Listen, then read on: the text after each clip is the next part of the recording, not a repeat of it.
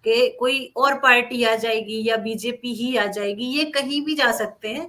लेकिन इसमें जो एक फैक्ट है, जो मजबूत फैक्ट है, वो ये है कि कांग्रेस ने नारी सम्मान की घोषणा की थी, उसके बाद शिवराज सिंह ने इसको लपका, भाजपा ने लपका और उन्होंने देना शुरू कर दिया। तो जो फील्ड से एक निकल के आता है वो ये आता है कि अरे वो तो ये तो दे रहे हैं, इनका तो भरोसा नहीं, ये तो कह ही रहे हैं आएंगे नहीं आएंगे। और अब तो वोटिंग के बाद बहुत अच्छे से, बहुत मजबूती से और दावेदारी से बात कर रही है जनता कि नहीं ये तो दे रहे हैं और ये तो अभी आए नहीं है। तो ये बहुत सारी चीजें इसमें ऐसी जाएंगी इस चुनाव में कि सारे अनुमान रखे रह जाएंगे। अब एक थोड़ा हंसी भी आती है देख के सुन के कि ज्योतिष पिछले बार की तरह फिर घोषणाएं करने लगे, फिर भविष्यवाणियां। 18 में जो पंडित जी बीजेपी की सरकार बनवा रहे थे, बाद में कांग्रेस की सरकार बनने पे बिल्कुल वो बैकफुट पे चले गए थे। अब वो कसम खा खा के ये मंगल मजबूत है, वो वृश्चिक कमजोर है, तो इसलिए कांग्रेस की सरकार बनेगी और इनके ग्रह अच्छे हैं। तो ये सब बहुत जल्दबाजी में हो रहा है, क्योंकि अभी भी काउंटिंग में तो बहुत टाइम बचा है। कम से कम मेरे ख्याल से कोई भी नतीजा सुनाने में 30 तारीख तक का तो इंतजार कर लो, कुछ तो फीडबैक ले लो पब्लिक से, चाहे पत्रकार हो, चाहे है ना, चाहे हवा बह रही है तो उस तरफ बह के। अभी ये तो 1 साल से चल ही रहा है, एक माहौल बना दिया गया है। बाकी देखते हैं, वोट जिसने दिया है वो बेहतर जानता है कि कहाँ की सरकार बन रही है। तो जी प्रकाश, यही अभी है आपने ज्योतिषियों की बात की तो बड़ा दिलचस्प है। आपने ज्योतिषियों की बात की। ज्योतिषी तो कल विश्व कप क्रिकेट में ही बता रहे थे कि भारत की स्थिति मजबूत है, भारत के फलाने ग्रह मजबूत है, फलाने नक्षत्र मजबूत है। और यहाँ तक कि महाकालेश्वर मंदिर में, इंदौर के खजराना गणेश मंदिर में बड़े पूजा पाठ शुरू हो गए कि भारत को जिताने के लिए। लेकिन मुझे एक छोटी सी बात समझ में नहीं आई और हंसी भी आई कि अगर भगवान है और भगवान सुन रहे हैं तो भगवान तो सबके हैं। वो भगवान भारतीयों के लिए भी है और वो भगवान ऑस्ट्रेलिया के लिए भी है। तो दोनों टीमों के भगवान तो आखिर भगवान ही है। तो ये जो ज्योतिषी कह रहे थे कल कि भारत की जीत तय है और भारत जीतेगा, यहाँ तक कि कुछ ज्योतिषी तो बता भी रहे थे कि कितने रन भारतीय टीम बनाएगी। वो सब ज्योतिषी अभी गायब हो गए हैं। और मुझे लगता है कि लोकसभा चुनाव, विधानसभा चुनाव के नतीजे आने के बाद वो ज्योतिषी कहीं मिले तो हमारी भी इच्छा होगी उनसे पूछा जाए कि भाई आपने कहा था कि फलाने जी जीतेंगे तो क्या हुआ, फलाने जी नहीं जीतेंगे तो क्या हुआ, तो इस नतीजे पे क्या हुआ। फिलहाल यही बात कहना चाहते कि 18 में भी यही हुआ था कि मतलब मुझे तो सारे पंडित भी याद हैं, क्योंकि लोकल वाले अभी भी उन्हीं के पास फिर पहुंच गए और उन्हीं के इंटरव्यू फिर ले रहे हैं। तो वो 18 में कह रहे थे भाजपा की तो सरकार बनेगी, शिवराज सिंह तो मुख्यमंत्री बनेंगे, और शिवराज सिंह का ये ग्रह ज्यादा मजबूत है, ये कमजोर है। अब वो कमलनाथ जी की उसमें कह रहे हैं, एक पंडित जी तो पूरा एक एक सीट वाइज बता रहे हैं कि ये जीतेंगे, ये हारेंगे। तो वो वही हुआ कि जैसे दिल्ली के पत्रकार कह रहे थे कि कैलाश विजयवर्गीय चुनाव हार जाएंगे या विश्वास सारंग चुनाव हार जाएंगे। तो वो ऐसे ही चल रहा है सीट वाइज। मतलब कि हैरानी है कि अगर आप कह रहे हो कि गोपाल भार्गव चुनाव हारते हैं तो ये तो फिर विश्वसनीय बात नहीं है। कोई भी ग्रह, नरेंद्र सिंह तोमर तीसरे नंबर पर रहेंगे, ये भी दिल्ली के नरेंद्र सिंह तोमर तीसरे नंबर पे रहेंगे। तो ये बड़ी हैरानी की बात है कि मतलब कैसे, ये बात मध्य प्रदेश के लोगों को पता नहीं, वोटरों को पता नहीं, लेकिन दिल्ली और मुंबई के लोकल के जिसने वोट दिया उसको भी नहीं पता, लोकल के स्थानीय लोगों को भी नहीं पता कि गोपाल भार्गव या लेकिन एक बात जरूर है ममता जी, एक छोटी सी बात कह के हम इस चर्चा को विराम देंगे। सबसे बुद्धिमान इस देश में कोई है तो हमारे मतदाता है। आप इससे इत्तेफाक रखेंगे, हमारे मतदाता इतने समझदार हैं और वे ये बात बताने को तैयार नहीं कि उन्होंने क्या फैसला किया है, क्या किया है, क्या किस आधार, ये भी नहीं कह रहे किस आधार पे वोट दिया, ये भी नहीं बोल रहे हैं वो किस आधार पे वोट दिया। मैंने एक से पूछा कि क्यों भाई कमलनाथ जी की सरकार आएगी, तो उन्होंने कहा हाँ कमलनाथ की सरकार आ सकती है। मैंने कहा और ये लाडली लक्ष्मी योजना का क्या असर होगा? अरे इसका बहुत असर होगा, शिवराज आ सकते हैं, उनकी भी बहुत चांस है। मैंने कहा अच्छा कमलनाथ जी की सरकार आ सकती है और शिवराज सिंह चौहान के भी चांसेस मैंने कहा अच्छा तो गोंडवाना गणतंत्र पार्टी की क्या रिपोर्ट है? तो वो आम आदमी बोलते हैं कि गोंडवाना गणतंत्र पार्टी ने भी अच्छा काम किया है, देखिए उसको कितनी सीट आती है, और आम आदमी पार्टी भी अच्छा कर रही है, उसका भी घोषणा पत्र अच्छा है, तो उसकी घोषणाएं भी अपन देखते हैं। तो मतदाता इतना चतुर हो चुका है कि उसे धोखा देना आसान नहीं है। अभी भी हमारे यहाँ कई लोगों को फोन आ रहा है जिनमें वो सर्वे चल रहे हैं, पूछते हैं कि आपने किसको वोट दिया, और मतदाता ऐसे फोन का जवाब नहीं देते मेरे पास भी क्योंकि आया वे था। जान हाँ, वो पूछते हैं आपने, अगर आप, अच्छा वो सर्वे कोई कंप्यूटराइज सिस्टम कर रहा है कि अगर आपने कांग्रेस को दिया तो फला बटन दबाइए, बीजेपी को दिया तो फला दबाइए, निर्दलीय को दिया तो फला दबाइए, और लोग इतने चतुर हो गए कि इन सब झांसों में आने वाला नहीं है। बहरहाल देखते हैं कांग्रेस ने जो शिकायतों का पुलिंदा इकट्ठा कर रही है उस पर क्या कार्रवाई होगी। हो सकता है कि इस तरह की बेईमानियां रुके। चुनाव में कोई बेईमानी नहीं होनी चाहिए, लोकतंत्र का महापर्व है, और लेकिन कर्मचारियों को निशाना भी नहीं बनाना चाहिए। जो कर्मचारी दोषी उन पर कार्रवाई होनी चाहिए, लेकिन निर्दोष कर्मचारियों को फंसाया नहीं इस जाना भाषा चाहिए। का उपयोग गलत है, ये भाषा का उपयोग दोनों तरफ से गलत है, चाहे वो अमित शाह कहें, चाहे कमलनाथ कहें, चाहे शिवराज या सज्जन वर्मा कहें। इस भाषा का जी, उपयोग नहीं करना चाहिए, क्योंकि हमारी नहीं, ये पूरे सिस्टम की सच्चाई है कि पार्टी किसी की भी रहे, सरकार किसी की भी रहे, कर्मचारी और अधिकारी रहेंगे। आप उनका कहीं भी ट्रांसफर कर दीजिए, आप कुछ भी कर दीजिए, लेकिन काम तो आखिर में आपको इन्हीं से करवाना है। और वो जी, चीज कहाँ जी, डेंट करेगी, जी। वो बोलने वाले भी नहीं जानते फिर। जी प्रकाश जी। तो बहुत बहुत धन्यवाद ममता जी, आप हमसे जुड़ी, हमारे इस कार्यक्रम में आपने अपने विचार रखे। मित्रों, इस कार्यक्रम को समाप्त करने की इजाजत दीजिए। आप हमारे चैनल को लाइक कर लीजिए, सब्सक्राइब कर लीजिए, और बेल आइकन जरूर दबा दीजिए। हाँ, आप अपने कमेंट जरूर लिखिए कमेंट बॉक्स में, हमें पता चले कि आप इस कार्यक्रम के बारे में क्या सोचते हैं, कांग्रेस के आरोपों पर क्या सोचते हैं, और सरकारी कर्मचारियों पर जो इल्जाम लगाए गए हैं, इस तरह के आरोप लगाए, वो हर चुनाव में लगते हैं, लेकिन इस बार जिस तरह संगठित रूप से शिकायतें मंगवाई जा रही है,